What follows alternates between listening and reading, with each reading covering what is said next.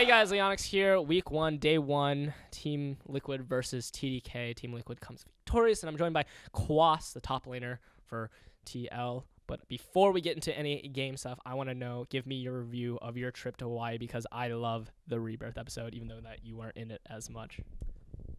So I actually went to Hawaii for 2 weeks. I was just doing my own thing the whole time, and I did a lot of exploring around the island and did a lot of hiking and going fishing and going to beaches and stuff. So I actually had a really good time to relax those 2 weeks and just be legacy and just recharge my energy. And I feel like when I came back to practice, I was so motivated. I'm really motivated to go really hard this split. So I think the break actually was really helpful. All right, hashtag Quas things, right? You're entering back into the LCS summer split. You guys went third in the spring split. Expectations so far, I want to know from Quas, the man himself.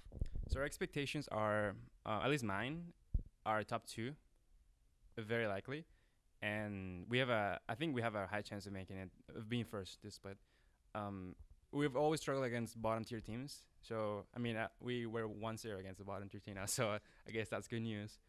But we definitely feel like this is our split to go to Worlds. I think that the team we have, the roster, our support staff, our everything is there, and I think that we're all really motivated to make it first. So yeah. Let's talk about today's games. I know that you guys went against TDK. What's your opinion and review on them? So TDK was actually playing with 3 subs, so it's very unfortunate for them. But even then, Vishu got a solo kill on Phoenix, and bottom lane got a kill as well. So I can't really get an opinion. I guess I can talk about Seraph since I lane against him, and he played fine.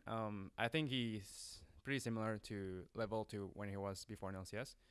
I wasn't expecting the Rumble pick from him, honestly, but apparently he's improved his champ pool, which is really nice, because before he used to play very off meta picks like the Nidalee and the Shyvana when he wasn't really that popular. So I think I still have to wait until they play with their actual roster, but I think that they seem all right. Like they're a bottom tier team still, but they won't be a complete pushover for example Quas was last play. So it's the truth. It's just the truth. For you in particular, you're up there. Here's one of a contextual story. We always talk about Flame in the community and how he's a top lane carry. I like to also when people ask me one of the top players in NA, I always mention you, because you are a top lane carry that is a puzzle piece for any team.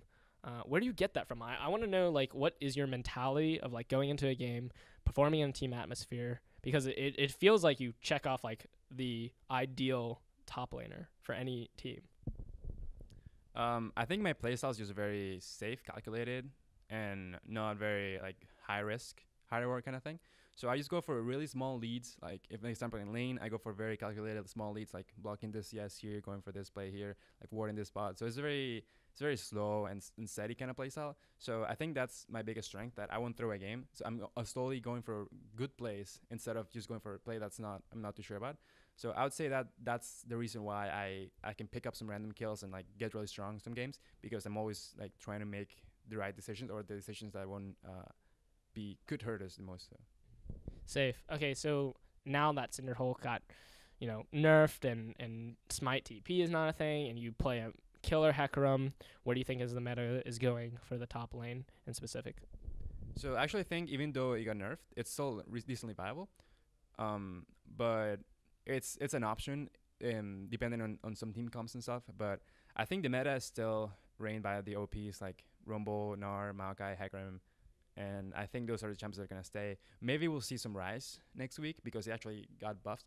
It was played in the LPL, and that was before the live buffs. So I'm gonna try him a lot this week and see how strong he is, and then maybe pull it up next week.